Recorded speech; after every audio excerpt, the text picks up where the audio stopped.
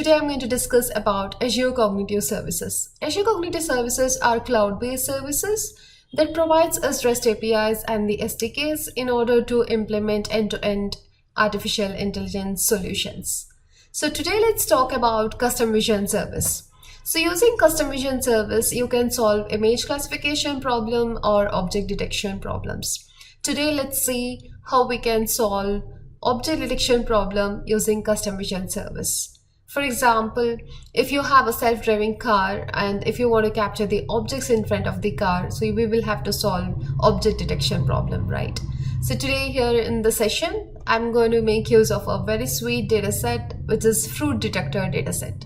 So we will use fruit dataset in order to identify the fruits in any given image. In order to work with Custom Vision Service, at first we will have to create a Custom Vision Service in Azure portal. So let's go ahead and create a Custom Vision Service. So we have a Custom Vision Service. So let's go ahead and create it. So while creating, we'll have to provide certain details like what is the subscription we are making use of and what resource group wherein we want to create this particular resource. We'll have to specify the region wherein we want to create the resource, and then let's give a name to it as Custom Vision Demo Service. So now that we have given the name, so let's go ahead and select the pricing tier. So let's go ahead and select the free tier over here, and we'll also go ahead and select the prediction tier, which is standard. So here if you see, we have both selected. So basically we are saying we want two resources, one resource for training our object detection problem, and once we are done with the training, we can publish our Custom Vision Service using the prediction resource, and we make use of the endpoint and the keys to get the prediction. So let's go ahead and create our Custom Vision Service. Now that we have created Custom Vision Service, in order to access this particular service, we will have to make use of keys and endpoints. So where do you find the keys and endpoints? So if you see over here, as soon as the service is created, you'll be able to see the keys and endpoints section over here. So you get to see your keys, which you can copy by just clicking on copy to clipboard over here, and you can copy the endpoint in order to send request to this particular service. We will have to have the endpoints, so we can go ahead and copy the endpoints over here. Now that we have created the Custom Vision Service and we have understood where we find the keys and endpoints to access a service, so let's go ahead and understand how do we build object detection problem using Custom Vision Service. So for that, we will have to make use of Custom Vision Portal. So this is a Custom Vision Portal that we are making use of. So here if you see, I have opened Custom Vision Portal, and here today we are going to solve object detector problem. So let's go ahead and create a new project, which we will call as Detect Fruit Project, and then we'll also give some description to it. So here we'll have to select the Custom Vision Service that we have just created. So let's go ahead and select it, and we will have to select the project type. So here we are solving object detection problem. So let's go ahead and select object detection problem. And here you can see the domains. So basically these are the neural networks which are already trained by Azure. So we can go ahead and make use of either general networks, neural networks, or neural networks that are trained on logo, products and shelves as such.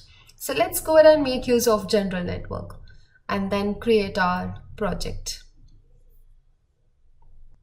Once the object project is created, we can go ahead and click on add images in order to add all the data set that we have. So once we add the images, we will have to go ahead and label these images manually. So let's go and understand how easy it is to do this. So we just have to select the data set, select the object over here, and then label it as orange, and select this one and then label it as banana. So this way we can go ahead and label all the data sets that we have. So once all the labeling of the data is done, we will be able to see all the labeled data here when we select tagged data.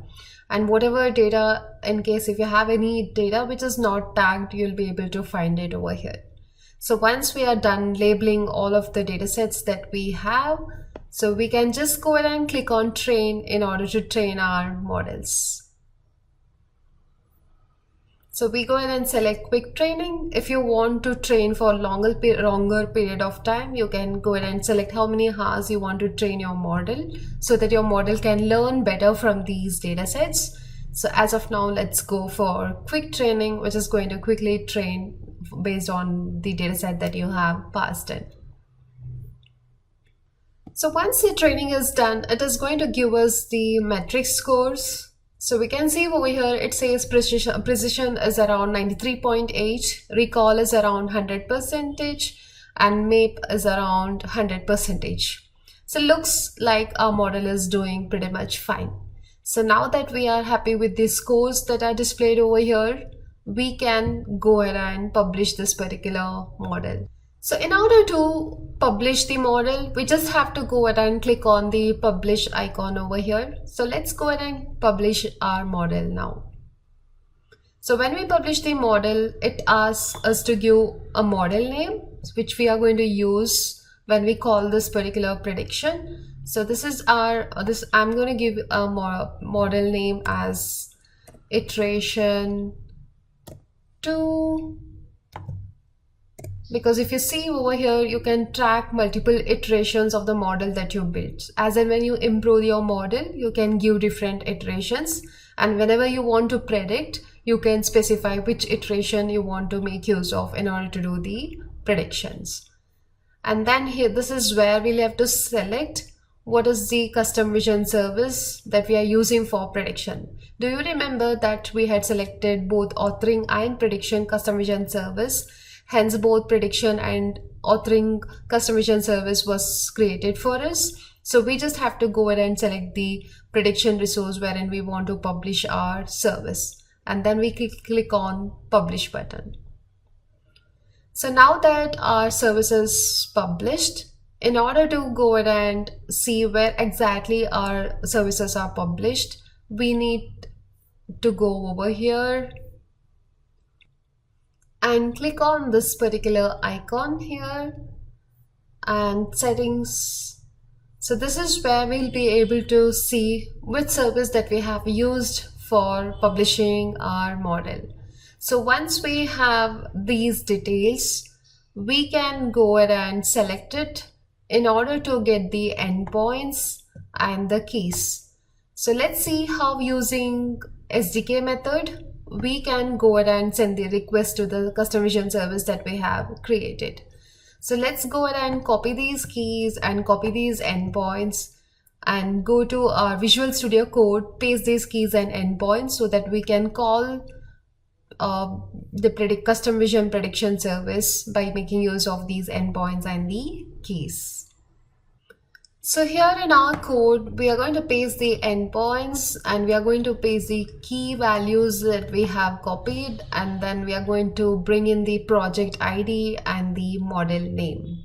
So in order to get the project ID and the model name, let's go over here and click on settings. This is where we are going to find the project ID. And in order to get the iteration name, we can go over here and select the iteration name. So we select all of these details and we paste it in our code. And then we go ahead and get the prediction for the data set that we have. Now that we are done with pasting all of these information in the environment file, let's go ahead and pass in this particular image. This is the image we are going to pass into our data model that we have just trained using custom vision service to see whether our custom vision service is able to identify the fruits in this particular image. So in order to do that, we have written a small snippet of code over here. Let's just see what is the code that we have written. So if you see here in this particular code, we have connected to custom vision prediction client in order to get the prediction, and we are making use of API key credentials to get the key credentials. And then finally, we are making use of these libraries, matplotlib, in order to draw the rectangular box as and when we identify the fruits in the given image. So we connect to our endpoint and the keys, and then we have our project ID and the iteration name. So we make use of API key credentials in order to pass in the keys, and then we may create custom vision prediction client. This is where we say this is the endpoint that we want to connect to, and I'm an authorized user. Basically, I have the keys. So this is where we are going to pass in the parameters to custom vision prediction client, and then say that this is an image that I have in which I want to detect the fruits.